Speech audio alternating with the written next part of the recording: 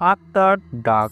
মধ্যরাত, ছোট এক গ্রাম যেখানে মানুষজন দিনের শেষে বিশ্রাম নিচ্ছিল, কিন্তু পিটার নামে এক যুবক অদ্ভুত এক অভিজ্ঞতার সম্মুখীন হলো। সে সদ্যই তার দাদাকে হারিয়েছে, যিনি তাকে ছোটবেলা থেকে বাইবেলের শিক্ষা দিতেন।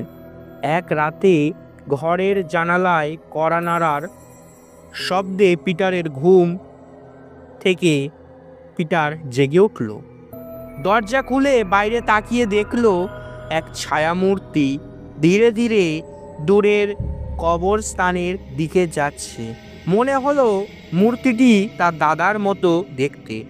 পিটার ভয় পেলেও কৌতূহলী হয়ে অনুসরণ করলো। কবরস্থানে পৌঁছে সে কাঁপতে কাঁপতে বলল, তুমি কে? একটা ফিসফিসে আওয়াজ এলো, পিটার, আমি তোমার দাদা, আমি ফিরে এসেছি।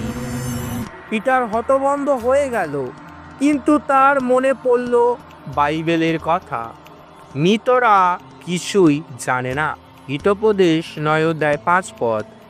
সে বুঝতে পারল এটা তার দাদা নয়, বরং কিছু অশুভ আত্মা তাকে বিভ্রান্ত করছে। পিটার জোরে বলল, যিশুর নামে দূরে যাও। হঠাৎ করেই ছায়ামূর্তিটি বিকট এক চিৎকার করে অদৃশ্য হয়ে গেল। চারিদিকে গভীর নিস্তব্ধতা নেমে এলো।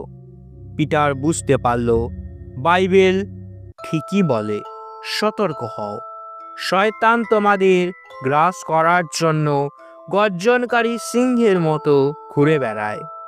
1 পিতর 5 অধ্যায় 8 পদ। সেই রাতের পর থেকে পিটার বাইবেলের সত্যের উপর আরো দৃঢ়ভাবে বিশ্বাস করল এবং জানল মৃতরা ফিরে আসে না, কেবল ঈশ্বরের ইচ্ছাতেই পুনরুত্থান সম্ভব। তুমি ভূতদের বিশ্বাস করবে না, ঈশ্বরের সত্যকে আঁকড়ে ধরবে।